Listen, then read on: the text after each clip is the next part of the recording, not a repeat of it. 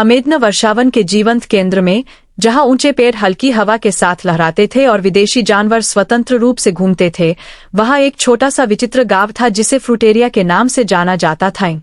ग्रामीण प्रकृति के साथ सौहार्दपूर्वक रहते थे, उष्णकटिबंधीय जलवायु में फलने फूलने वाले फलों और सब्जियों की खेती करते थे। ग्रामीणों में फ्लिंट लॉकवुड नाम का एक युवा आविष्कारक था, जिसकी जंगली कल्पना और चीजें बनाने के जुनून के कारण अक्सर असाधारण, कभी-कभी अराजक परिणाम सामने आते थे। फ्लिंट को हाल ही में अपने आविष्कार फूड वेदर मशीन से बड़ी सफलता मिली थी, जिसमें पानी को भोजन में बदलने की क्षमता थी। घटनाओं के बवंडर के बाद, जिसके कारण मशीन को आकाश में लॉन्च किया गया और अंततः पृथ्वी पर वापस गिर गया, फ्लिंट ने एक नया साहसिक कार्य करने के लिए दृढ़ संकल्प किया, जिसमें आविष्कार के लिए उसका प्यार और उसके नए दोस्त दोनों शामिल होंगे। एक दिन, जब फ्लिंट अपने अगले बड़े आविष्कार के लिए विचार तैयार कर रहा था, उसने ग्रामीणों को उत्साह से गूंजते हुए सुन। वे केंद्रीय चौराहे पर एकत्र हुए थे और गांव के बुजुर्ग प्रोफेसर बीकमैन नाम के एक बुद्धिमान बूढ़े तोते की बातें ध्यान से सुन रहे थे। आज मेरे पास अद्भुत समाचार है, प्रोफेसर बीकमैन ने घोषणा की। उनके रंगीन पंख सूरज की रोशनी में चमक रहे थे। हमें खबर मिली है कि पड़ोसी जंगल डेलिसियोसा के जंगल में एक नया फल उत्सव आयोजित किया जाना है। ऐसा कहा जाता है कि वहां के फल अन्य फलों से भिन्न होते हैं, स्वाद और जादू से भरपूर होते हैं। फ्लिंट की आंखें चमक उठीं। यह मेरी फूड वेदर मशीन को प्रदर्शित करने का सही अवसर हो सकता है, उसने चिल्लाकर कहा। कल्पना कीजिए, आसमान से स्वादिष्ट फलों की बारिश गिर रही है। मैं जंगल में अब तक देखी गई सबसे बड़ी दावत बना सकता हूँ। ग्रामीणों के समर्थन से फ्लिंट ने डेलिसियोसा के जंगल की यात्रा के लिए तैयारी की। उसने अपने दोस्तों को इकट्ठा किया। सैम स्पार्क्स, शानदार मौसम रिपोर्टर, उसका वफादार बंदर साथी स्टीव, और प्यारा लेकिन विचित्र भोजन जुनूनी पुलिसकर्मी अर्ल। साथ में उन्होंने फ्लिंट की भरोसेमंद फूड वेदर मशीन सहित अपनी आपूर्ति को एक रंगीन जंगल गाड़ी में लोड किया और अपने साहसिक कार्य पर निकल पड़े। जैसे जैसे वे जंगल में गहराई तक गए, उन्हें लुभावने परिदृश्यों का सामना करना पड़ा। जीवंत रंगों में विशाल फूल खिले हुए थे और रंग बिरंगे पक्षी मधुर धुन गाते हुए ऊपर उठ रहे थे।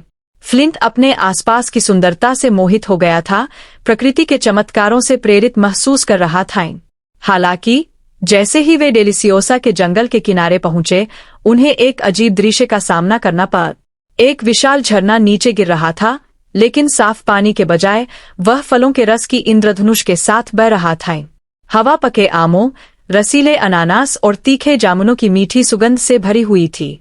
बहुत शानदार, सैम ने अपना कैमरा निकालते हुए कहा। हमें इसका दस्तावेजीकरण करना होगा। लेकिन जैसे ही फ्लिंट इस दृश्य को देखकर आश्चर्यचकित हुआ, उसने अचानक कुछ परेशान करने वाली चीज देखी। झरना बह रहा था और फलों का रस खतरनाक तरीके से गांव के किनारे पर जमा हो रहा था। यदि झरना लगातार बहता रहा, तो फ्रूटेरिया में बाढ़ आ सकती है। फ्लिंट का उत्साह शीघ्र ही चिंता में बदल गए। हमें इसे ठीक करने की जरूरत है। यदि झरना फलों का रस बहाता रहा, तो इससे फ्रूटेरिया में बाढ़ आ जाएगी और त्योहार बर्बाद हो जाएगा। अर्ल ने अपना सिर खुजलाए।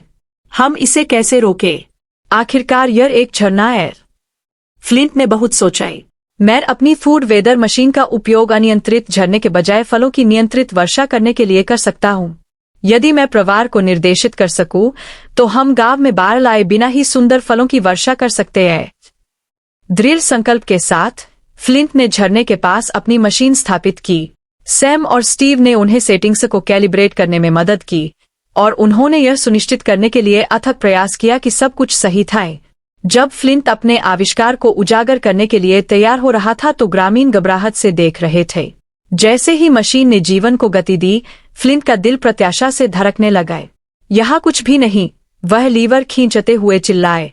मशीन ने झरने की ओर ऊर्जा की एक चमकीली किरण छोड़ी, जिससे रंगों का भंवर पैदा हो गए। उन्हें आश्चर्य हुआ। झरना धीमा होने लगा और फलों की हल्की बूंदाबांदी में बदल गए। ओवरफ्लो पर नियंत्रण होने से ग्रामीणों ने खुशी मनाई और जश्न मनाए। हंसीमजाक, नृत्य और स्वादिष्ट व्यंजनों से भरपूर फ्रूट फेस्टिवल बेहद सफल रहा। फ्लिंट की फलों की वर्षा ने सभी को प्रसन्न किया, क्योंकि उन्होंने जंगल के स्वाद का आनंद लिए। यह त्योहार खुशी और समुदाय का समय था। जब फ्लिंट ने अपने आविष्कार को ग्रामीणों के साथ साझा किया, तो उसे अपनेपन की भावना महसूस हुई। उन्होंने जंगल की प्रचुरता की सुंदरता को प्रदर्शित करते हुए एक विशाल फल की मूर्ति बनाई। सैम ने उत्सव के सार को कैद करते हुए शानदार तस्वीरें लीं। हालांकि उत्सव के बीच जंगल में अचानक गड़गड़ाहट गूंज उठी। जमीन हिल गई और हर कोई डर के मारे कांप उठा। फ्लिंट ने झरने की ओर देखा, जो अब जीवंत रंगों से जगमगा रहा था। क्या हो रहा है? उसने पूछा। उसका दिल तेजी से धड़कने लगा। जमीन फिर से कांप उठी और वे भयभीत हो गए जब उन्होंने झरने से एक विशाल फल राक्षस को निकलते देखा। यह एक विशाल प्राणी था जो पूरी तरह से फलों से बना था। आंखों के लिए अंगूर, शरीर के लिए तरबूज और अंगों के लिए केले के छिलके। फल दानव ने दहाड़ते हुए पकी हुई स्ट्रॉबेरी की एक लहर भीड़ में गिरा दी। उड़ते फलों से बचने की कोशिश में ग्रामीण सभी दिशाओं में तितर-बितर हो गए, जिससे दहशत फैल गई। फ्लिंट को एहसास हुआ कि उसकी मशीन ने जंगल के प्राकृतिक संतुलन को बिगाड़ दिया होगा। इससे पहले कि यह और अधिक अराजकता फैलाए, हमें इस राक्षस को रोकना होगा। हंगामे पर फ्लिंट चिल्लाए। आखिर कैसे? अर्ला, जिसका चेहरा स्ट्रॉबेरी के रस से ढका हुआ था, ने उत्तर दिया, शायद यह कोई राक्षस नहीं है। अगर यह सिर्फ भूखा है तो क्या होगा? फ्लिंट ने एक क्षण सोचा और फिर एक विचार आए। अगर हम इसे त्योहार के कुछ फल खिला सकें तो हम इसे शांत करने में सक्षम हो सकते हैं। जल्दी से फ्लिंट, सैम और अर्ल ने विभिन्न प्रकार के फल इकट्ठे किए और उन्हें एक बड़ी टोकरी में रख दिए। वे टोकरी को आगे बढ़ाते हुए सावधानी से फल दानव के पास पहुंचे। अरे बड़े आदमी, हमें आपके लिए कुछ स्वादिष्ट फल मिले हैं। फ्लिंट ने मिलनसार दिखने की कोशिश करते हुए पुकारा। फल राक्षस हवा सूंघते हुए रुक गए। जैसे ही उसने स्वादिष्ट व्यंजनों का स्वाद लिया, उसकी बड़ी बड़ी आंखें नरम हो गईं। धीरे धीरे वह आगे की ओर झुका और एक पके आम का टुकड़ा खा लिए। भीड़ ने अपनी सांसें रोक ली और आश्चर्य से राक्षस को खुशी से खाते हुए देख रही थी। जैसे ही फल दानव ने फलों को खाया, उसका विकराल रूप सिकुड़ने लगा और वापस मिश्रित फलों से बने एक मित्रवत विशाल में परिवर्तित हो गए। यह जानकर कि वह जीव कोई खतरा नहीं था, बल्कि जंगल का संरक्षक था, झरने की अराजकता से जागकर ग्रामीण खुशी से झूम उठे। फ्लिंट अब सौम्य विशाल के पास पहुंचे। उन्होंने कहा, अगर हमने आपके घर में खलल डाला तो मुझे खेद है। हम सिर्फ आप सहित सभी के साथ त्योहार की खुशी साझा करना चाहते थे। विशाल फल ने सिर हिलाया। उसके शरीर से एक गहरी गड़गड़ाहट निकल रही थी।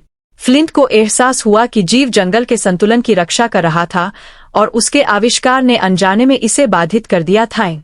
हमें एक साथ काम करने की जरूरत है, फ्लिंट ने आगे कहा। आइए अपने गांव और जंगल के बीच सामंजस्य बनाएं। फलों के दिग्गज की मदद से ग्रामीणों ने एक योजना तैयार की। वे यह सुनिश्चित करने के लिए मिलकर काम करेंगे कि झरना बिना अतिप्रवाह के बहता रहे, साथ ही फल दानव को पोषित और खुश भी रखा जाए। उन्होंने झरने के पास एक छोटा सा बगीचा बनाया, जो विशेष रूप से विशाल के लिए फलों से भरा हुआ था, जिससे वह गांव को परेशान किए बिना फल फूल सके। जैसे ही त्योहार पर सूरज डूबा, फ्लिंट अपने दोस्तों के साथ खड़ा हो गया और ग्रामीणों और फलों के दिग्गज को एक साथ मिलकर काम करते हुए देख रहा था। जंगल हंसी और खुशी से गूंज उठा और फ्लिंट को गर्व की हार्दिक भावना महसूस हुई। देखो हम कितनी दूर आ गए हैं, सैम ने अपने कैमरे में इस पल को कैद करते हुए कहा।